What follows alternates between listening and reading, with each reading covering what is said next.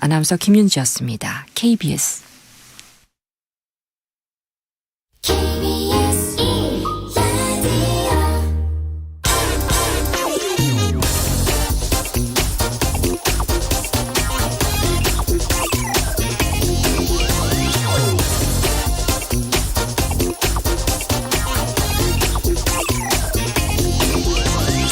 라인펀드는 삼성전자나 현대차 같은 우량기업에만 투자하는 상품이라 이거 대한민국이 망하지 않는 한 절대 돈 떼일 염려 없다. 시중은행들이 고객들에게 라인펀드를 팔면서 한 거짓말이었습니다. 실제로는 라인펀드는 우량기업이 아니라 이거 뭐 듣도 보도 못한 코스닥 기업들의 주가 조작 자금에 들어갔습니다. 금융위원회는 우리은행이 라인펀드가 반토막 날 가능성이 있다는 사실을 사전에 알고도 일반 투자자들에게 판매했다면서 손태승 우리금융지주 회장에게 중징계를 확정했습니다. 위험하다는 걸 알면서도 판 이유는 은행들이 먹는 수수료 때문이었습니다. 특히 우리은행이 판매한 라인펀드가 압도적으로 많이 팔렸는데 그 이유는 다른 금융기관들은 만기가 1년짜리 라인펀드를 판매했지만 우리은행은 만기 6개월짜리 상품을 팔았기 때문입니다. 라인펀드의 경우 1년 단위로 수익이 돌아오는 구조라 6개월 만기 상품은 그만큼 위험성이 좀 컸지만 우리은행에겐 이런 위험성보다 판매 수수료를 2배 챙길 수 있는 이른바 이모작 수수료에 더 구미가 당겼습니다. 공공적 책무가 있는 은행이 탐욕에 사로잡히면 사회적 흉기가 될 수 있다는 사실을 우리은행은 잘 보여줬습니다. 그리고 은행의 탐욕은 자발적으로 통제될 수 없습니다. 네, 경제와 정의를 다잡는 홍반장, 저는 KBS 기자 홍사원입니다. 홍사원의 경제쇼 출발하겠습니다. 유튜브 오늘도 함께 갑시다.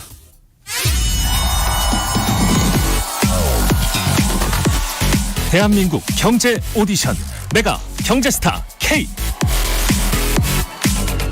여러분, 경제가 어려워서 힘드시죠? 그래서 준비했습니다. 대한민국 경제 오디션 메가 경제스타 K.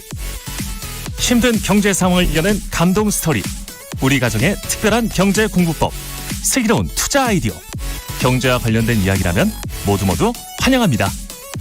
총 상금 6천만 원을 준비했습니다. 여러분의 많은 참여 기다립니다. 이 프로그램은 당신의 투자의 길을 춤추게 하는 새로운 투자 플랫폼 탱고픽에서 함께합니다. 네, 내가 경제스타 K 12월 9일까지 사연 받고 있습니다. 사연은 홍사원의 경제쇼 홈페이지에 올려주시면 되고요. 자, 우리나라 내년 경제 성장률 1%대로 예상되면서 이 경제 위기에 대한 우려 커지고 있습니다. 지금 한국 경제에 필요한 정책과 리더십은 뭘지 오늘 좀 자세히 분석해 보겠습니다. 여야를 가리지 않는 소신 발언으로 포퓰리즘 파이터라는 별명으로 불리는 분입니다. 윤희숙 전 국민의힘 의원 나오셨습니다. 안녕하세요. 안녕하세요. 오랜만에 나오셨습니다. 두 번째 나오니까 훨씬 편하네요. 오늘 좀 편하게 저를 좀 질책해 주시기 바랍니다. 왜요? 기자님 질책받을 일이 뭐가 있어요? 저 질책받고 싶네, 오늘 이상하게. 이상한 심리네. 자, 윤 의원님 보니까는 네. 윤희숙 TV 유튜브에서 운영하시더라고요. 네, 맞아요. 제가 네. 그래서 몇 개 봤는데 반응이 좋습니까? 왜 운영하시는 거예요? 일단 정치인으로서 메시지를 내보낼 수 있는 통로가 안정적인 게 필요하고 예. 저희가 어쨌든 겉으로 표방하는 것은 공감과 소통, 뭔가 사회적인 공론장 예. 그런 거를 지금 표방하고 있고요. 예. 근데 들어오셔서 보시는 분들은 이제 욕하시는 분도 많고 예. 화끈하게 대통령 편을 안 들어준다 네. 이런 분도 많고 또 하여튼 여러 가지로 미움을 받지만 네. 또 좋아하시는 분들이 많아요. 네. 고품격 유튜브 홍사원 쇼만큼은 안 되지만 저희는 그래도 저품격 지향합니다. 그래요? 자, 윤 의원님 어쨌든 경제 전문가시니까 지금 경제가 위기인데 정치가 초현실주의에 빠져 있다 이렇게 말하셨어요. 초현실주의 정치가.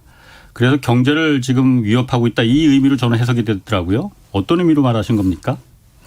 그게 제가 얼마 전에 무슨 일간지하고 인터뷰하면서 한 얘기예요. 예. 그 얘기가 뭐냐면 그때 우리 왜 레고랜드 난리 났을 때 예. 채권 시장에 정말 다들 긴장하고 있을 때잖아요. 그렇죠. 예. 그리고 가계대출 물려 있고 지금 우리가 하여튼 살금살금 살얼음인데 예. 근데도 그 당시에 가장 그 뉴스를 장식했던 그 얘기가 그 동백 아가씨 청담동. 예. 아니, 정치권에서 계속 그거 가지고 얘기를 어. 하니까 제가 우리나라 이래도 되나 이런 생각이 들더라고요. 그러니까 그런 얘기들은 가십 수준에서 얘기가 되는 거는 그건 뭐 어떡하겠어요. 근데 그거를 국정감사장에서 그리고 그 이후에도 계속 정치권에서 그런 얘기를 완전 지배적으로 한다는 게 예. 굉장히 그 현실하고 정치하고 완전히 괴리돼 있구나. 저는 사실 이번 주도 좀 그래요. 이번 예. 주도 그 G20랑 아세안 가서 우리 대통령이 발언한 것이나 선언한 것, 예. 그다음에 한미, 한중, 그다음에 한미일 그 얘기를 보면 예. 굉장히 그 심대한 의미를 갖는 것들이에요. 그러니까 뭐냐면 예. 찬성 반대하는 입장이 지금쯤은 우리 국내에서 굉장히 격렬한 얘기를 하고 있어요. 우리나라의 미래에 대해서. 예. 이건 반대할 수 있는 여지도 되게 많은 얘기들이란 말이에요. 우리 예. 미래에 대해서. 거기에 대해서 굉장히 건설적이고 지성적인 얘기들이 지금 오가야 되는데 그렇지. 지금 막 사진 무슨 포르노 뭐 이러는 걸 보면 그러니까 우리 국민들의 수준을 예. 정치가 못 따라가고 있다 이런 생각이 들어요. 그러니까 국민들의 수준을 정치가 못 따라가고 있다는 말에는 저도 100% 공감합니다. 그런데 그 정치가 일부러 의도하는 거 아닌가 그런 생각도 좀 들거든요. 어떤 의미에서 그래요? 예를 들어서 이번에 순방 때도 그 중요한 의미가 우리 대통령도 나가시기 전에 분명히 말했잖아요. 국익이 달린 문제다라고. 그럼 좀 거기에 좀 모든 공력이 좀 집중될 수 있게끔 좀 그런 사진도 좀 자제하는 게 낫지 않았을까. 사진이라는 게 그 봉사활동 사진? 네, 그런. 예. 그러니까 저는 그 예쁜 정말 작품 사진 같았잖아요. 그런 거를 찍어서 나중에 냅뒀다가 나중에 뭐 책을 내신다든가 그랬으면 좋았을 텐데 하는 생각은 들어요. 그런데 어찌 됐든 그 일의 중요성이 뭐 얼마나 돼요. 하나도 안 중요한 일들이죠, 사실은. 네. 근데 그런 것들에 대해서 그걸 다 묻혀버리잖아, 다른 게. 그러니까 그것도 정치인들이 막 나서서 얘기를 하니까 예. 정치인들이 1년에 1억 5천씩 받는 사람들이 네. 할 말도 없고 할 일도 없고 아는 것도 없나? 뭐 이런 거죠. 아니 그러니까 제가 어쨌든 윤희숙 의원님 우리가 모신 게 경제학 박사시니까 여기 모셔서 네. 근데 그 부분 지금 중요한 얘기니까 네. 사실 이번에 순방 얘기를 이렇게 중요한데 저는 대통령실이 좀 문제가 있다고 보이거든요. 왜냐하면은 그렇게 중요한 일인데 그 중요한 대통령의 정상회담 이런 그 G20에서의 성과 이런 부분을 좀 홍보하게끔 보좌를 해야 되는데 그런 사진들 왜 릴리스를 합니까? 제가 봤을 때 그거는 이번에 그렇게 나중에 아까 말씀하신 대로 사진첩을 뭐 이렇게 하거나 뭐 팔짱 끼고 찍은 사진도 그 대통령실에서 릴리스한 거잖아요. 바이든 대통령 그런 사진을 그게 화제가 될지 뻔하잖아요. 그 생각 못 했겠습니까? 모르지 않았을까요? 이번에 만약 알았으면. 대통령에서 그거 몰랐다면은 다 옷 벗고 나가야 됩니다. 왜 그 자리에 있습니까? 대통령실이란 게 대통령을 보좌하는 역할을 하는 거 아닙니까? 저는 뭐 그렇게 중요한 일이라고 생각 안 했어요. 우리 홍 기자님 보시기에는 되게 큰일일 수 있으나 저는 이 사안의 중요성에 비하면 우리 언론이나 정치권이 일의 경중을 지금 판단을 못한다. 저는 그런 생각을 해요. 알겠습니다. 아까 그래서 지금 정치가 초현실주의에 빠져서 지금 경제를 이제 당장 경제에 대한 문제점을 갖다 외면하고 있다라고 얘기하셨잖아요. 아까 그러면서 강원도 레고랜드 사태를 얘기하셨는데 그것부터 좀 얘기를 해볼게요. 강원도 레고랜드 사태 그리고 또 바로 이어져서 흥국생명 사태가 지금 채권 시장을 얼어붙게 만들었지 않습니까? 먼저 이거부터 좀 물어볼게요. 지금 어느 정도 약간 진정은 된 것 같은데 그래도 기업어음이나 회사채 시장은 아직도 꽁꽁이거든요. 이게 신용위기 상태로 지금 들어가 있는 상태입니까? 아닙니까? 저는 뭐 레고랜드하고 흥국생명은 이 두 가지가 정부 책임이 꽤 있다고 봐요. 그런데 그것 때문에 사태가 초래됐다? 이렇게 얘기하기는 좀 어렵죠. 원래부터 살얼음이 껴 있었는데 이게 그 돌멩이들을 던진 거죠. 그리고 돌멩이가 던져진 다음에 사태 수습에 굉장히 적극적이고 예민하게 했어야 되는데 그 타이밍이 좀 어긋났다는 게 굉장히 아쉬워요. 아쉬운데 어쨌든 지금 말씀하신 것처럼 급한 불은 좀 껐지만 급한 불이라는 게 또 그 차환이 될 때마다 다시 돌아오는 거잖아요. 그렇죠. 그러니까 이거는 아직 우리가 계속 살얼음을 한참 가야 되는 것이고 그 계속 주시하고 조심하고 가야 되는 건데 그래도 지금 이번 주 미국의 소비자 물가, 생산자 물가 때문에 금리가 앞으로 이렇게 가속화되지는 않을 거다. 이런 희망을 좀 갖고 있잖아요. 그러면 채권 시장도 현재로서 별로 그렇게 낙관적이진 않지만 그래도 모든 게 심리니까 그래도 조금 낫지 않을까 이런 희망을 갖고 있는 거죠. 아까 이제 정부의 책임이 작지 않다라고 얘기하셨잖아요. 물론 그러니까 강원도 레고랜드 사태나 흥국생명이 이 콜옵션을 포기하고 그런 게 특히 흥국생명 같은 경우에는 기업 입장에서 이게 더 우리 나중에 산수갑산 기업 채권 시장 다 박살이 난다 하더라도 우리 흥국생명한테는 이게 더 유리해라고 판단할 수 있을 것 같아요. 이거를 금감원이나 금융당국에 다 사전에 상의를 했다는 거 아닙니까? 그렇게 나왔죠.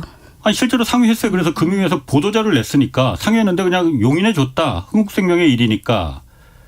그거 말이 되는 얘기입니까? 그러니까 저도 이상해요. 지금 그러니까 여러 가지 문제가 있긴 한데 아까 그 정치의 초현실주의하고 저는 이게 좀 맞닿아 있는 것 같아요. 이게 지금 우리가 얼마나 아직은 우리가 완전 침체 국면도 아니고 경제 위기라고 얘기할 수도 없지만 그럴 가능성이 지금 앞에 굉장히 크게 놓여 있기 때문에 전 공직에 있는 모든 사람들이 굉장히 긴장하고 주시해야 된다. 이런 전반적인 정신이 아직 형성이 안 돼 있지 않나 이런 느낌이 좀 들어요. 정치는 정치대로 계속 가십성 얘기를 하고 있고 공무원들은 그런 분위기 속에서 정말 긴장하고 주시하고 있나 이런 의심이 좀 드는 게 이번에 금융위원회 레고랜드 흥국생명 그 두 가지 일이고 지금 채권 시장의 얘기도 한전채 같은 경우도 좀 그렇죠. 한전채도 지금 계속 채권 시장에 긴장을 가져오고 있는 주범이 이제 한전채잖아요.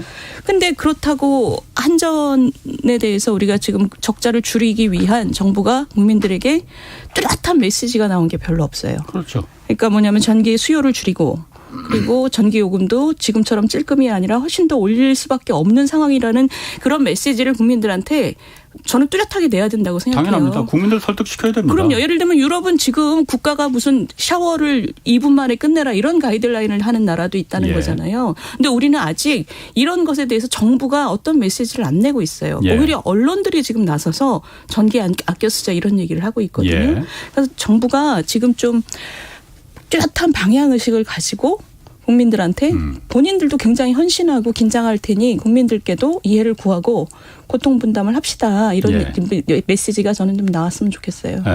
아까 우리 금융당국이 그러니까 기강 이런 정신이 지금 이렇게 바짝 차리지 않았다 이런 뉘앙스로 얘기를 하셨는데 그런 겁니까? 아니면 실 자질이 없는 겁니까? 이게 보면은 레고랜드 사태 같은 경우도 기재부에서 이미 다 초기에 보고를 받았는지 안 받았는지 모르겠지만 안 받았다고 해요. 그렇다고 하더라도 초기에 이걸 좀 적극적으로 진압해서 뛰어들어서 그거 정말 안 하면 채권 시장이 다 박살난다 그러니 이거 그러면 안 된다라고 초기에 들어갔으면은 좀 이렇게까지 커지진 않았을 것 같은데 그냥 이건 강원도의 문제니 추경호 부총리도 그렇게 말했습니다. 강원도의 문제니 강원도가 해결해야지 이거 중앙정부가 어떻게 하느냐. 그러다가 한 달 동안 허송세월하고서는 그다음에 이제 진짜 문제가 돼버린 거잖아요. 이 얘기가 좀 커지긴 하는데. 그리고 흥국생명도 마찬가지로 금감원에다가 상의를 했더니 금감원에서도 기업의 문제니 가야겠다. 금감원 원장 아시다시피 이복현 검사 출신입니다. 물론 회계사 자격증을 갖고 있지만은 거의 사회생활의 대부분을 검사로다가 한 분인데 이런 부분들이 잘 모르는 거 아니냐.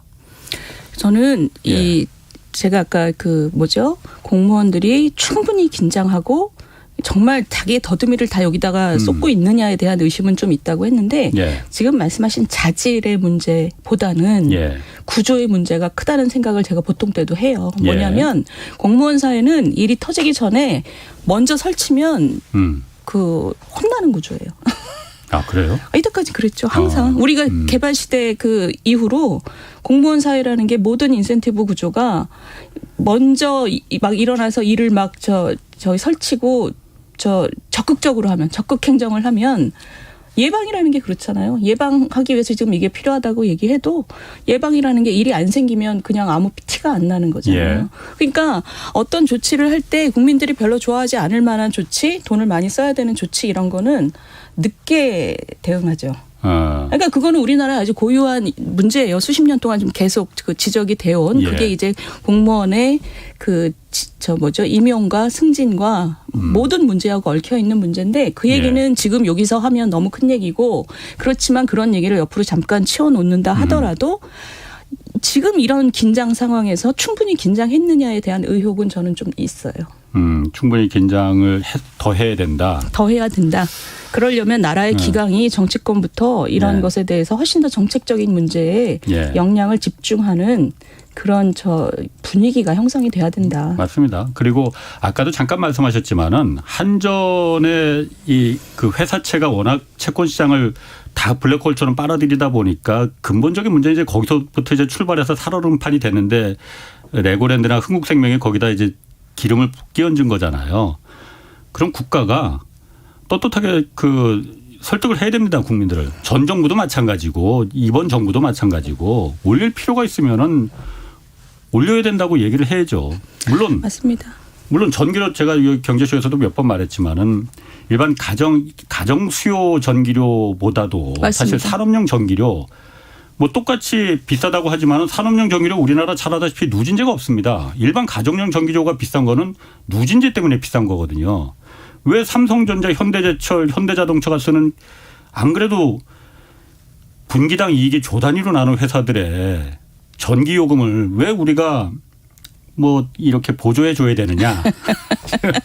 그게 이제 원가니까 우리 산업의 경쟁력이라는 측면에서 쉽지 않은 건 맞아요. 그러나 산업과 가정 모두 지금 정부가 뚜렷한 메시지가 나가야 돼요. 그렇습니다. 자, 국내 이제 경제 지표들 성적도 좋지 않잖아요. 이게 뭐 무역 수지 7개월째 지금 적자입니다. 그리고 수출도 감소세로 돌아섰다고 하는데 이거는 지금 앞으로 어떻게 영향을 미칠 거라고 좀 보시나요? 그리고 어떻게 좀 헤쳐나가야 됩니까? 지금 뭐 우리 수출에서 제일 어려운 부분이 반도체 부분이고 이거는 우리 수출 교역 구조상 중국이 지금 저렇게 죽을 쓰고 그리고 미국도 어렵고 EU도 어려우니 이게 주 원인이 밖에서 오잖아요. 그리고 내년에도 역시 이 나라들이 다 나쁠 거잖아요. 내년에 이 나라들이 다 예상 성장률이 우리보다 훨씬 낮단 말이에요. 중국 빼고는. 우리는 그러니까 이 수출 부분에서 내년에도 훨씬 어려울 거다. 이거는 뭐 주어진 팩트죠. 이거를 뒤집을 수 있는 지금 그런 희망은 거의 없어요. 그렇죠. 그러면 이 상황에서 이것을 어떻게 장기적으로는 당연히 교육 구조도 다변화하고 우리 생산성도 올리고 뭐 여러 가지 노력을 지금부터 계속 해야 되는 건데 단기적으로는 어쨌든 돈이 잘 돌게 하고 또 그때 좀 얼음이 깨질 만한 부분은 얼른 가서 뭐 좀 뿌리고 그런 노력을 하는 거죠. 뭐 그거 말고는 현재로서는 지금 말씀하신 지금 수출이 우리가 약하다. 여기에 대해서는 세계 경제가 다 내년에 더 안 좋으니 피할 길은 없겠네. 그러면 그것으로 인한 충격이 불필요하게 증폭되지 않도록 우리가 돌보는 수밖에 없는 거죠. 그러니까 지금 어쨌든 경기가 침체 국면에 들어갈 것이다라는 거는 뭐 우리나라뿐만이 아니고 전 세계가 다 침체 국면에 들어갈 것이다라는 전망은 지금 다 하고 있단 말이에요. 그렇죠. 우려는. 그렇죠. 그럼 우리나라도 이제 뭐 내년 성장률도 지금 자꾸 낮춰서 1%대로 지금 낮춰서 예상하고 있잖아요. 그렇게 되면은 그럼 정부가 어떻게 이걸 그냥 허리띠만 졸라매라 이렇게 말해야 되는 건지 어떤 좀 정부가 어떤 정책을 좀 펼쳐야 되는 건지 그게 제가 좀 답답해서 좀 물어보는 거거든요.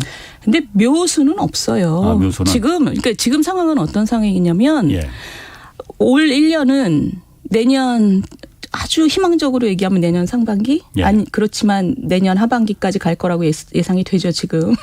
내년까지 1년은 우리 지금 태풍이 와서 우리 집에 뭐가 지금 여러 개가 깨졌다. 라고 생각하고 견디는 거. 견디는 시간이 돼야 된다라는 걸 국민들한테 잘 알려야 되고요. 근데 이제 우리가 걱정하는 거는 1년 정도 지금 가계 도구가 좀 깨져서 내년에 우리가 돈 쓸 게 별로 없어. 그러니까 진짜 허리띠를 졸라매고 견디자. 여기서 끝나면 굉장히 저는 희망적인 시나리오라고 생각해요. 근데 문제는 뭐냐면 그게 이제 그런 거죠. 지금 물가하고 이제 내년에 경기 안 좋으면 일자리로 연결이 되면 많은 분들이 힘들어지는데 전 국민이 물가 때문에 힘들고 그런데 이게 가재도구 몇 개 깨지는 거에 끝나지 않고 진짜 막 둑이 무너지는 상황이 올 수도 있다는 거죠. 그게 시스템 리스크에 대한 얘기잖아요. 그리고 일부는 가계대출이 왕창 물려있는 분들은 지금 내년에 엄청 보통 사람들보다 더 힘들 거고. 예. 그러니까 이런 것들이 시스템 리스크로 가서 많은 사람들의 삶이 현재 자기가 위치하는 곳에서 내려앉는 거. 이게 이제 비관적인 그 통로죠. 그러니까 예. 일로 가지 않기 위해서 정부가 어쨌든 지금 돌아다니면서 잘 봐야 되는 거죠. 그러니까 예. 레고나 흥국 이런 게 지금 정부에 대해서 우리가 비판을 하는 것은 제발 잘 살펴라. 지금 두 개 어디가 약한지 좀 돌아다니면서 잘 살펴라. 예. 이런 거죠. 근데 기본적으로는 내년에 경기가 안 좋다. 우리 모두 1년 정도 힘들 거다. 여기에 대해서는 받아들여야 되는 거죠. 받아들여야 된다. 받아들이는 건 받아들이는데 어쨌든 아까 말씀하신 대로 실직자 경기가 안 좋아지면 당연히 실직자가 늘어나고 가뜩이나 우리나라는 가계부채라는 그 뇌관이 뭐 그렇죠. 늘 말하지만 다른 나라하고 달리 가계부채라는 이 우리나라만의 뇌관이 있기 때문에 이게 언제 나라 전체 시스템 리스크로다가 번질지 모른다라는 위험성이 있는 거잖아요. 그럼 제가 그거부터 좀 물어볼게요. 그 가계부채나 이런 부분이 실제로 그 뚝을 무너뜨리는 시스템 리스크가 될 가능성 있다고 보시는 거예요? 그 며칠 전에 우리 김경환 교수님이 나와서 두 분이 말씀하시는 그저께. 거. 예. 네, 그 김경환 선생님은 사실 그 가계대출 부동산 다 들으시는구나. 김경환 선생님 거는 아니 저희 방송을 자주 들어요. 예. 자주 들어요. 근데 김경환 선생님 내용이 참 좋더라고요. 두 분이 주거니 받거니 하시는데 정말 고품격이었어요. 제가 좀 저품격이라서 그렇지. 아니에요. 두 분 다 김경환 교수님은 뭐 고품격이고. 질문도 워낙 좋았고 답변도 워낙 고급이고 두 분이 다 굉장히 좋으시더라고요. 근데 김경환 선생님께서는 그날 이제 부동산이 반값이 되지 않으면 이렇게 말씀하셨잖아요. 근데 저는 사실 그거보다는 조금 더 걱정을 하는 편이에요. 그런데 어찌됐든 지금 그 시스템 리스크로 가계대출 부분에서 부동산 시장의 투매와 그게 금융시장의 리스크로 증폭이 될 가능성이 저는 높다고 보지는 않아요. 그런데 오히려 지금 걱정이 되는 건 저쪽에 채권시장을 통해서 부동산 PF와 그다음에 흑자 기업의 도산 그쪽의 통로를 지금 더 걱정하고 있는 거죠. 그래서 더 사람들이 이 채권시장에 더 긴장을 하고 보고 있는 거죠. 예전엔 사실 부동산이 문제라고 했지 그 회사채나 채권 시장은 그렇게 얘기는 없었잖아요. 그거는 요즘 그럼 이렇게 막 갑자기 다시 튀어나온 문제잖아요, 사실은. 그러니까 사실 우리나라 국민들이 채권 시장에 관심을 가진 거는 사실 이번이 처음인 것 같아요. 그렇죠? 일반 사람들은 뭐가 안 하니까. 그렇죠. 보통 사람들이 별로 이거를 관심을 가질 이유가 별로 없죠.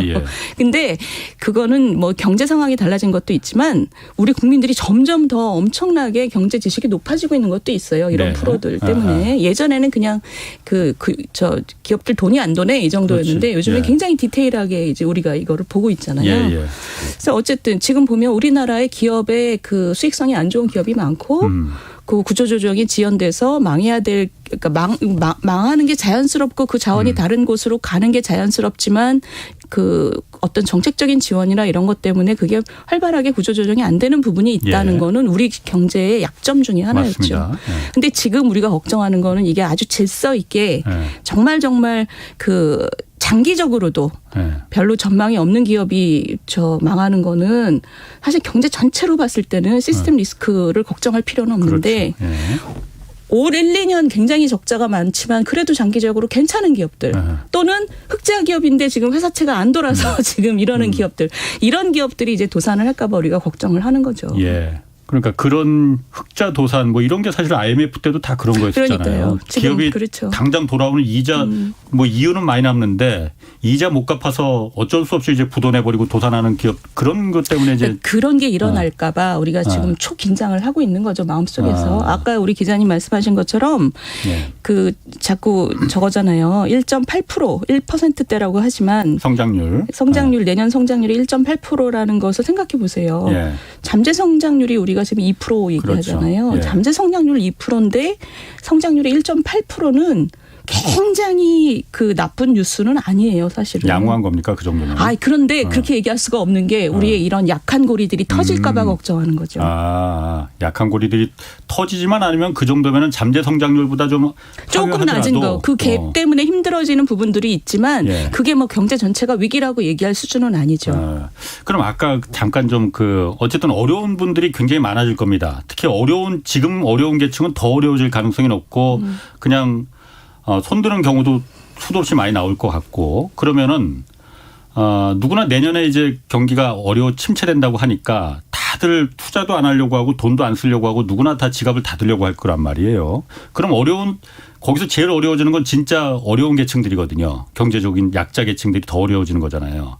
그럼 상대적으로 우리나라는 이 정부 재정은 그래도 아직은 여유가 좀 있는 상태 아닙니까? 이런 분들을 위해서 정부라도 돈을 써야지 정부도 돈을 안 쓰면은 누가 그러면 그 돈이 어떻게 돌겠느냐. 아니 너무 맞는 말씀이시죠? 너무 예. 맞는 말씀이 지금 투자 그다음에 건설 투자, 설비 투자, 건설 투자 이런 것들이 지금 굉장히 낮고 예.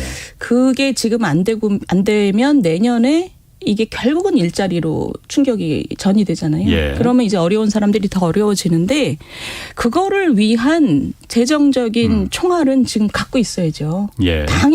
당연히 그런 상황이 되면 돈을 풀 수밖에 없어요. 예. 그렇기 때문에 더더욱 지금 그거를 잘 장전을 하고 있어야 되는 거죠. 아니 정부가 그런 예. 상황에서 일자리를 잃은 사람들 이런 사람들에 대해서 돈을 안 쓰면 그건 정말 국가의 존재 이유가 없는 거예요. 그렇죠. 그러니까 예. 그런 것에 대해서는 저는 뭐 진영을 넘어서 다들 동의한다고 생각하고 근데 그러려면 그 전반적인 재정에 대해서 아까 말씀하신 것처럼 아직은 괜찮다 그러셨지만 예. 우리가 아직 그렇게 괜찮은 수준은 아닙니다, 사실. 아, 그래요? 기축통화국이 아닌 나라 중에서 우리가 예. 좋은 축이 아니에요. 그러니까 기축통화국인 나라까지 다 합쳐서 보면 우리가 예. 좀 평균보다 좋은 것 같지만 네.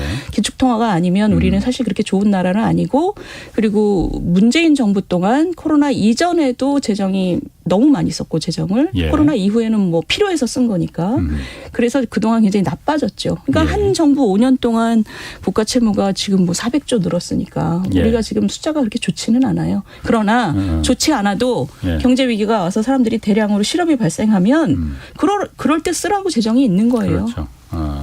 그리고 또 하나 좀 미국하고 중국하고 어쨌든 패권 경쟁이 좀 치열해지면서 아까도 반도체 뭐 잠깐 얘기하셨지만은 더 어려워지는 게 우리 주력 수출 상품이 반도체인데 그 지금 그렇게 전망이 반도체 겨울도 온다고 하고 뭐 그렇게 전망이 좋지 않다고 했는데 당장 반도체부터 입장이 좀 난처하잖아요. 미국하고 중국하고 이거 어떻게 해야 되나? 기업들 입장하고 또 정부가 보는 입장하고 좀 다를 수도 있을 것 같은데 이 부분은 좀 어떻게 윤 의원님은 좀 우리가 스탠스를 잡아야 된다라고 생각하시나요? 이번에 어제 우리 발표 G20에 한중 회담 난 거 보니까 우리 시 주석이 그런 얘기 했더라고요. 경제 안보 나빠 이러잖아요. 경제 안보 나빠 이러잖아요. 네. 보셨어요? 그거는 못 봤는데 제가. 그랬어요. 경제 안보 나빠? 그러니까 경제하고 안보를 묶지 마라 이렇게. 그러니까 중국은 뭐 다자주의를 그러니까 미국하고 그런 식으로 너네끼리 불락으로 하지 말고 그리고 경제 안보는 그런 식으로 경제하고 안보를 묶지 마 이런 식으로 얘기를 했어요 어제. 근데 이 모든 일에 그 앞단에는 중국이 이런 그 기술을 탈취하고 그 다자주의의 룰을 어기고 중국이 굉장히 국가가 소유한 기업을 통해서 다자주의적인 경쟁 질서를 해쳤단 말이에요. 2001년도에 클린턴 대통령이 중국을 WTO에 가입시키면서 한 연설이 굉장히 유명한데 그 연설에 보면 중국이 이 다자주의 질서 속에서 정말 우리하고 같은 룰을 지키면서 좋은 무역 파트너가 될 거다라는 희망을 얘기를 해요. 그게 지금 20년 지난 다음에 지금 보면 중국이 그거를 대부분 다 어겼죠. 그러니까 지금 안보적으로도 문제지만 지난번에 바이든 대통령이 이렇게 반도체 웨이퍼 들면서 이게 이제 경제 안보의 시대라고 그랬잖아요.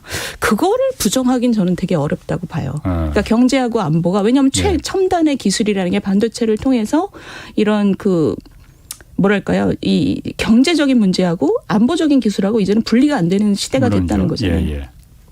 바이든 대통령이 이런 최신 기술이 자꾸 중국으로 넘어가고 있고 탈취되고 있다라는 것을 없는 거를 만들어낸 건 아니란 말이에요. 그건 보인단 말이에요.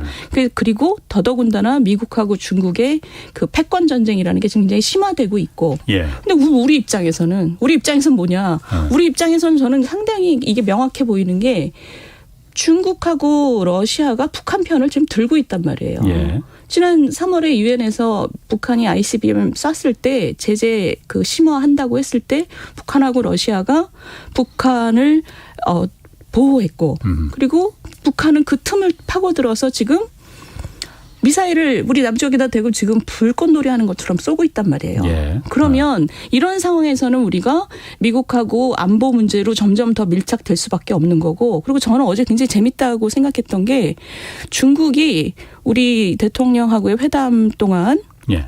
지난 어느 때보다도 더 진지하다는 느낌을 받았어요. 그러니까 무슨 얘기냐면 이게 양 미국 블락하고 중국 블락하고 이런 식으로 지금 뭐 그걸 뭐라고 부르던 신냉전이라고 부르던 블락 경제라고 예. 부르던 이런 식으로 되는 과정에서 우리가 안보적인 문제 때문에 미국 쪽하고 훨씬 더 긴밀하게 붙을 수밖에 없다라는 것은 그건 누가 봐도 당연해요. 왜냐하면 예. 북한이 우리한테 지금 굉장히 적대적이기 때문에. 네. 중국 입장에서 오히려 예전에 우리 문 대통령 중국 가서 혼밥 10개 중에 8개 하고 이럴 때보다 지금 오히려 우리한테 더 진지하다는 느낌을 저는 어제 받았어요. 우리가 미국하고 어쩔 수 예. 없이 더 붙어야 되니까. 예. 근데 이거는 이제 정말 시작점이고 예. 앞으로 이 관계에서 우리가 안보적인 문제, 경제적인 문제에서 미국의 블락 속에 들어갈 수밖에 없지만 중국하고의 관계를 어떻게 풀어나가느냐. 예. 굉장히 이게 외교의 실력이죠. 그러니까 선택을 강요받아서 우리는 여기서 이 서구 쪽 블락에 들어갈 수밖에 없지만 그럼에도 불구하고 중국하고 어제도 보니까 중진급 회담을 계속 열겠다고 했잖아요. 예. 그런 식으로 계속 만나고 예. 서로의 이해를 증진시켜가는 이런 게 이제 외교의 실력이죠. 아까도 잠깐 이제 북한 문제, 북한이 이제 중국하고 러시아하고 더 똘똘 뭉치게 되지 않느냐. 만약에 한국이 물론 그러니까 안보와 경제가 다 같이 묶여 있기 때문에 한미일 동맹에 미국 중심의 동맹에 우리가 거기서 빠져나오면은 그건 얘기가 안 됩니다. 그렇지만은 그렇다고 해서 완전히 중국을 갖다가 블록으로다가 우리 블록에는 중국은 이제 없어라고 해버리면은 더 중국이나 러시아는 북한 쪽과 더 똘똘 뭉치게 될 거 아니에요. 그러면은 우리 이 휴전선을 중간에 두고 있는 우리 입장에서는 남한이 대한민국 입장에서는 그게 유리하지만은 않을 것 같다 이런 생각도 드는데. 아니 근데 저는 지금 홍 기자님 말씀에 동의가 안 되는 부분이 뭐냐면 예. 중국이 북한하고 러시아하고 더 붙는 지금 삼국이 붙어버리는 그 과정에서 예. 우리가 주요 변수 같지는 않았어요. 이번에도 보면 우리는 굉장히 좀 2차적인 문제고 예. 그 셋이 붙는 나름의 또 그 이해관계가 있는 거죠. 예. 그런데 지금 말씀하신 두 번째 파트는 저도 완전 동의. 그 과정에서 그런 전반적인 그 판이 그렇게 구성이 되는 것에 대해서는 우리가 영향력을 지금 많이 할 수 없지만 그 이후에 중국하고 러시아의 관계를 우리가 어떤 식으로든 잘 가져가는 것. 러시아는 뭐 지금이야 깡패 국가지만 이 전쟁 끝나고 나면 어차피 우리의 교육 파트너 중에 하나고. 그렇죠. 예. 그러니까 이게 굉장히 중요한 일이 지금 남아 있는 것이고 이게 아까 제일 앞에 한 얘기로 저는 돌아간다고 생각해요. 이번에 대통령께서 가서 우리가 인도태평양 프레임워크를 아주 적극적으로 하겠다 이런 얘기가 우리 국내에서는 굉장히 중요한 문제예요. 예. 여기에 대한 지금 많은 토론이 있어야 돼요. 맞습니다. 거기에 대해서 찬성하는 사람 반대하는 사람이 이게 앞으로 우리 미래에 어떤 영향을 줄 것이고 그리고 우리가 이 안에서 중국하고 러시아하고 어떻게 갈 것이고 국민들이 불안해하는 부분이 있다면 대통령실이 정말 여기에 대해서 생각 많이 하고 있는 거 맞지? 이런 거거든요. 여기에 대해서 그 많은 설명이 앞으로 제공돼야 돼요. 그러니까 그런 게 좀 설명이 되고 그런 게 토론이 돼야 되는데 맨 무슨 오드리 헵번이니 뭐 사진 얘기만 나오고 앉았으니 그러니까 참. 진짜 초현실주의예요. 초현실 딱 맞습니다. 그러니까 국민들의 민도가 굉장히 빠르게 올라가는데 그거를 지금 못 받쳐주고 있는 거죠. 자, 24일 날 이제 한국은행에서 기준금리 이제 결정해요. 이번에 매우 중요한데 뭐 지금 뭐 왔다 갔다 합니다. 뭐 물론 우리가 미국의 기준금리를 고려를 안 할 수가 없으니까 미국 연방준비제도를. 윤 의원님은 어떻게 좀 판단하세요? 그리고 어떻게 돼야 된다고 이번에 기준금리는 어떻게 결정돼야 된다고 좀 생각하시는지. 아이고 제가 무슨 기준금리 결정에 제가 이렇게 돼야 된다라고 얘기할 정도로 통화신용정책의 전문가는 아니지만 예측을 해본다면 한국은행은 살짝 마음을 좀 놨을 것 같아요. 왜냐하면 우리의 지금 물가 수준이나 이런 게 아직 높기 때문에 금리를 좀 많이 올려야 될 것 같기도 하지만 그렇지만 우리 채권 시장이나 지금 금융 시장의 안정이 상당히 걱정되는 수준이란 말이에요. 그러니까 우리 저 한국은행으로서는 이거 많이 올리면 안 되는데 근데 미국이 많이 올리면 그 금리 격차 때문에 또 한 불안을 금융시장에다가 그렇죠. 집어넣게 되잖아요. 근데 다행히도 미국이 지금 이번 물가가 좋았잖아요. 물가가 낮았죠. 네. 생각보다. 그러니까 한국은행으로서는 제 생각에는 며칠 있다가 0.25 정도가 아닐까라는 생각을 해요. 짧게. 사실 한국은행 입장에서 요즘 진짜 살얼음판을 건널 것 같아요. 처음에는 물가가 이제 그 금리를 결정하는 뭐 주요 변수가 됐었는데 그러면 갑자기 환율이 원달러 환율이 이제 막 치솟으니까 그게 걱정이 됐잖아요. 고려해서가. 그러니까 완전 막다른 골목이죠. 그러더니 그다음에 또 갑자기 채권 시장이 또 금융 안정이 문제가 돼 버렸어. 세 가지를 다 고려해야 되니. 그렇죠. 참 이창용 총재도 왜 이럴 때 하필이면 총재가 돼 갖고서 이렇게 고민을 많이 나라로서는 하실까. 다행이죠. 저는 그분이 그 기준금리 결정하고 기자간담회 하잖아요. 설명을 너무 잘하시더라고. 그래서 기자들이 그 설명을 잘 듣고 있으면 충분히 여러 가지를 고려했다라는 안심을 느끼는 것 같아요. 아니 이창용 총재 저 고등학교 선배시거든요. 인천고등학교 나오셨어요? 예. 그러셨어요? 그래서 제가 잘생겼잖아요. 어머 어떡하면 좋아. 어머 어떡해. 배구는 안 하시고? 제가 키는 크지만 그때는 고등학교 다닐 땐 키가 좀 작았어요 제가. 그래요? 그래서 못했고. 자 부동산 문제로 좀 넘어가 볼게요. 지금 그 윤석열 정부 부동산 정책 요즘 웬만한 규제 거의 다 풀고 있습니다 지금. 이거는 어떻게 보십니까?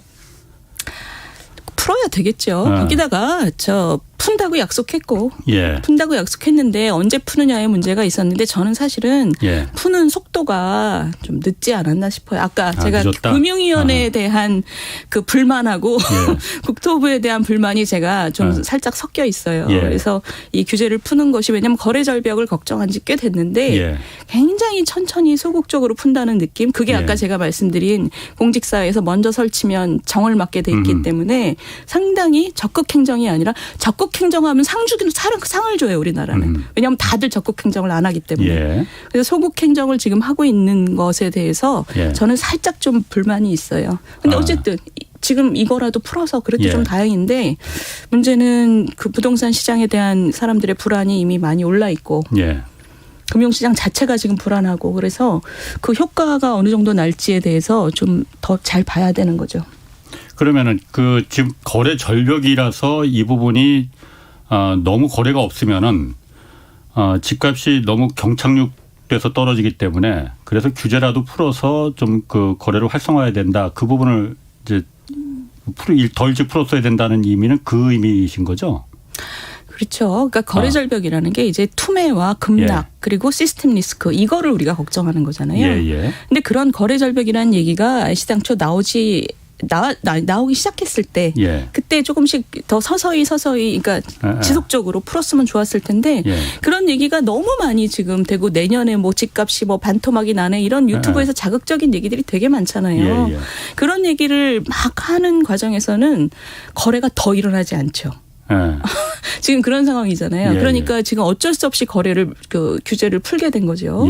이거를 조금 더 선제적으로 했었으면 어땠을까 하는 생각을 좀 아쉽게 하고 있어요. 그러면 집값이 내려가는 건 내려가야 되는데 내려가는 건 내려가야 된다고 생각하시나요 그러면은? 내려갈 수밖에 없죠. 문재인 정부 때 워낙 많이 올랐기 때문에. 그런데 내려간다는 표현보다는 우리가 선호하는 표현은 하향 안정화라는 표현을 쓰죠. 그러니까 하향 안정화라는 얘기는 꼭 이렇게 내려가는 게 아니라 국민들의 소득이 올라가는 그것보다 문재인 정부 때 이렇게 올라갔단 말이에요. 급하게 올라갔으니까. 그러니까 이 차이를 줄이면서 그 소득이 올라가는 속도보다 더 낮게 올라간다면 그러면 사실은 시간이 좀 지나면 집값이 내려가는 거랑 똑같은 효과를 가져온단 말이에요. 그런 걸 생각하는 거죠. 하향 안정화라는 뜻은. 그 국토부 장관 같은 집값 부동산 뉴스 이제 국토부에서 하니까 뭐 원희룡 장관은 뭐 늘 그 얘기 나옵니다. 40% 뭐 더 떨어져야 된다. 그런데 지금 어쨌든 규제 풀고 그러는 거는 집값을 떨어지는 게 아니고 집값을 방어하기 위한 정책이라고 보여지는 거잖아요. 집값을 내리기 위한 정책은 아니잖아요. 그럼 이게 장관의 말과 정부 그 금융당국이나 국토부의 정책과 서로 좀 엇박자가 어긋나는 거 아닌가. 라는 부분이 좀 들거든요. 그래서 좀 의아하긴 한데. 그렇죠. 이게 저도 그 얘기 들었을 때 진심이 의아했어요. 뭔지. 진심이 뭔지 제가 전화를 해봐야 되는데 바쁘실 것 같아갖고. 아니 네. 저는 그 언론에서 그 말씀을 보고 예. 저도 좀 놀랐어요. 이게 무슨 뜻일까? 진위가 뭘까? 왜냐하면 그 국토부 장관이 한 발언이라고 생각하기에는 좀 믿기 어려운. 그러니까 제가 아까 말씀드렸듯이 40%를 단기간에 떨어뜨리겠다 이런 얘기를 장관이 했을 리가 없어요. 예. 왜냐하면 아무리 그 부동산 가격에 거품이 있다 하더라도 거품을 펑 꺼트리는 걸 목표로 하는 정부는 없어요. 그렇지. 왜냐하면 비싼 값에 들어온 사람들이 잔뜩 있잖아요. 예. 그런 거품을 안고 들어온 사람들이 많은데 거품을 펑 꺼트리면 집이 없는 분들은 좋지만 그 비싼 값을 갖고 들어오신 분들한테는 어마어마한 그 충격이란 그렇죠. 말이에요. 예. 그렇기 때문에 항상 거품이 있을 때도 예. 이것을 시간을 두고 하향 안정화를 시킨다라는 게 정책 목표예요. 예. 근데 갑자기 언제까지라는 말도 없이 40% 내려가도라고 얘기한 거는 저는 그때 그래서 이거는 이렇게 말했을 리가 없고 아마 그 말의 진의는 집값이 좀 떨어진다 해도 정부가 그 부양을 하지는 않겠다 적극적으로. 왜냐하면 지금 그 집값이 하향 안정화되는 게 자연스럽기 때문에 지금보다는 소득에 대한 그 비율이 훨씬 낮아야 되는 게 맞다. 너무 많이 올라 있다. 이런 뜻이라고 저는 생각을 했어요. 했는데 근데 지금 금방 이제 그 거래 활성화책이 나왔잖아요. 그러니까 타이밍이 좀 묘했던 거죠. 그러니까 그 얘기를 하기는 이미 타이밍이 조금 더 그 얘기는 훨씬 더 빨리 하거나 그랬어야 되는데 며칠 안 돼 갖고 이렇게 활성화책이 나올 수밖에 없는 상황이었으니까 듣는 사람들이 좀 아리송했죠. 그러니까 그럼 장관은 왜 그럼 이 부분이 그럼 그 전에 며칠 상관이었는데 장관이 원희룡 장관은 전혀 그럼 이 부분에 대해서 사전에 어떤 논의나 이런 게 없었나요? 그러면은 듣는 사람은 이 두 개를 연결시켜서 생각한 거고. 장관의 말이니까. 아니 그러니까 지금 거래 활성화가 필요하다는 생각들을 사람들이 이미 많이 하고 있고 그런데 집값은 이미 너무 높다라는 생각들을 우리는 하고 연결시켜서 생각해서 걱정을 하고 있는데 아마 그 인터뷰 과정에서 이게 어떤 맥락에서 얘기됐는지는 모르죠. 왜냐하면 인터뷰 진위가 아니 좀 외국 잘못 전달됐다. 아니 모르니까 저희 입장에서는 모르니까 그 인터뷰 그 상황에서는 지금 집값이 워낙 높아서 우리 소득에 비해서 조금 더 낮아져야 되고 그런 움직임에 대해서 정부가 걱정하고 부양책을 만들어내지는 않겠다. 그 말 자체는 맞으니까요. 그래서 저희가 사실 저희 홍사원의 경제쇼에서도 전화 한번 해보시지. 아니 그래서 여러 번 했죠. 좀 한번 나와 주시라고. 왜냐하면 요즘 경제가 어렵고 그러니까 기획재정부에도 저희가 좀 요청을 했어요. 좀 나와서 국민들한테 설명을 좀 해달라. 홍사원의 경제쇼가 인기 프로니 많은 국민들한테 좀 설명을 정부의 정책에 대해서 좀 설명을 해달라. 그리고 잘못한 게 있으면 좀 두드려 맞기도 하고 그리고 국토부도 부동산 워낙 관심사지 않습니까? 근데 다 안 나오신다고 그래. 그래서 저는 2%가 되게 인기 프로인 줄 알았는데 아닌가 봐요. 되게 어쨌든 한 방 맞았네. 국민들 입장에서는 청취율 높은 프로를 찾겠죠 아무래도. 그 윤 의원님이 한번 좀 기회가 되시면은 두 분들한테 한번 좀 이렇게 좀 얘기 좀 해주세요. 홍사원의 경제쇼 한번 나가서 공영방송이니까 이제 충분히 좀 설명을 해달라. 홍사원 너무 무서워하지 말고. 제가 그렇게 얘기해봤자 돌아가면 청취율 체크할 거예요. 저희가 그래도 유튜브 조회수나 이런 건 굉장히 높은데. 그래요? 그 체크하고 오겠죠 뭐 그럼. 자, 집값 잠깐만 얘기하면은 제가 어쨌든 지금이 집값이 이렇게 하락하는 시기지 않습니까? 윤석열 정부는 어쨌든 처음부터 공약 때부터 전임 정부에서 했던 그 공공 위주의 공공 주도의 주택 공급이 아니라 민간 위주의 민간이 주도하는 공급으로 다 가겠다라는 그게 정책 방향이었잖아요. 근데 이렇게 집값이 하락하는 시기에서는 민간은 절대로 나서지 않습니다. 왜냐하면 돈이 되지 않으니까. 그럼 이럴 때말로 공공이 나서서 정말 그 공공 성격이 강한 공공주택 좋으면서도 값싼 주택을 보급할 수 있는 그런 적기가 아닌가 그런 생각이 들거든요. 정부가 지금 신경 쓸 거는 그런 부분에 더 신경 써야 되는 거 아닌가. 왜냐하면 제가 엊그제 이제 김경환 교수 나왔었을 때도 얘기했지만은 우리 한국 사회에서 진짜 필요한 거는 한강변에 20억, 30억짜리 그런 주택 아니거든요. 정말 그 반지하에서 살다 참여를 당한 그런 분들 위한 그리고 청년들, 서민들이 살 수 있는 안전하게 살 수 있는 그 자기가 부담할 수 있는 값싸고 좋은 주택이 지금 한국 사회에서는 필요한 거잖아요. 그런 정책을 펴기에는 지금 아주 좋은 시기 아닌가 그런 생각이 드는데. 아니 뭐 좋은 시기고 아니고 간에 예. 지금 뭐 그거는 어떤 시기에든 정부가 해야 되는 거죠. 계속 꾸준히 해야 되는 예. 것이고 근데 문제는 지금 민간이 무지하게 위축되는 시기이기 때문에 정부의 그런 정책이 더 중요해진 거죠. 예. 그렇죠? 그러니까 예. 지금 말씀하신 것처럼 지금은 애지간한 이런 공급책을 내놔도 예. 유인책을 내놔도 민간이 와서 붙기가 굉장히 어려워요. 지금 민간 안 워낙 붙죠. 돈이 그렇죠. 안 되는데. 돈을 구하기가 어려우니까. 근데 이제 민간도 계산을 할 거란 말이에요. 이게 예. 지금 이 경제 상황이 언제쯤 풀릴 것이고 이런 이제 예상을 하면서 이제 들어올 예. 시기를 재겠죠. 예. 근데 어찌됐든 정부가 해야 될 일은 지금 말씀하신 것처럼 예. 정부가 계획했던 것들을 꾸준히 해야 되는 건 굉장히 중요하죠. 진짜 중요한데 예. 그날 김경환 교수께서도 굉장히 열심히 말씀하신 게 예. 정부가 뭘 어떻게 하든 적극적으로 투자를 해도 정부가 거기다 넣을 수 있는 재원이라는 게 예. 나라 살림에서 한정돼 있기 때문에 예. 정부가 집중해야 되는 부분이라는 게 있다. 예. 그게 뭐냐면 이제 어려운 분들을 위한 주택을 값싸고 좋게 만드는 거. 예. 그거는 진짜 뭐 누가 봐도 동의하는 부분이죠. 아니 그거야 뭐 당연히 정부가 아니면 그거는 할 그 주체가 없는데 당연히 그건 정부가 해야 되는 근데 이제 부분이고. 중산층 이상의 그 그렇지. 시장이 들어와서 시장이 주도해서 만들어내야 되는 것에 대해서는 예. 정부가 시장 가격보다 더 낮은 가격으로 집을 공급한다 이러면 시장의 왜곡이 굉장히 심해지죠. 그렇잖아요. 그러니까 우리가 주택 가격을 책정하는 게 예. 대충 다 원가 플러스 알파에서 마진을 놓고 하는데 예. 그래야지 이게 들어오는 사람들, 공급자들에게 어떤 일정한 유인을 주면서 이게 지속 가능한 시장이 되는데. 그래 민간 공급자. 그렇죠. 민간 거죠. 공급자. 예, 근데 정부가 지금 말씀하신 것처럼 시기가 어려우니 중산층을 위한 집도 이런 원가 플러스 알파라는 예. 이런 대체적인 기준을 훨씬 낮춰서 정부가 원가도 안 받고 값싸게 만든다 이러면 공급자들 입장에서는 민간 공급자 입장에서는 이 시장이 굉장히 왜곡되고 안 들어오게 된단 말이에요. 예. 그러면 전반적인 공급 기반 자체가 무너지는 거죠. 그거보다는 어차피 정부의 재원이 한정돼 있으니 그런 시장적인 기제대로 집을 살 능력이 없는 분들 또는 우리 사회적인 선호상 젊은이들, 신혼부부들 청년 첫주택, 무주택자 뭐 이런 분들을 위한 어떤 정책적인 우선순위가 부여된 분들을 위한 것에 예. 정부가 집중하는 거죠. 사실 그동안 민간 위주의 공급 그러니까 민간 건설사 그리고 민간 시장이라는 건 당연히 재건축 재개발이 주로 많이 서울의 있었을 경우는. 거예요. 서울의 네, 경우. 네. 거기선 사실 돈이 목적이기 때문에 뭐 그거 욕할 수가 없습니다. 민간은 당연히 그렇습니다. 공공사회 아닌 이상 사유재산인 경우에 당연히 돈이 목적이죠. 그러면은 과도한 불로소득이 거기서 뻥튀가 되니까는 당연히 집값을 끌어들이는 견인차 역할을 했고 그렇게 해서 이제 고가주택 전체적인 집값을 이제 미친 집값으로 만들어놨던 건데 정부가 이제 공공이 분양하면은 그렇게까지 과도한 불로소득을 취하지 않을 거 아니에요. 그러니까 지금 오히려 그런 주택을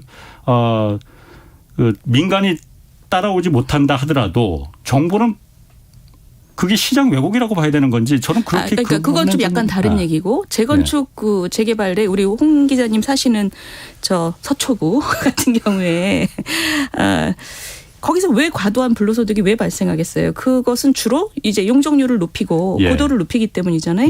고도를 높이는 것이 정부의 어떤 조치에 의한 거기 때문에 그것에 대해서는 사실은 나누죠. 그래서 과도한 불로소득이 나오지 않도록 사실은 그거를 그 사람들이 기부 체납해서 공동체를 위한 비용에 쓰죠.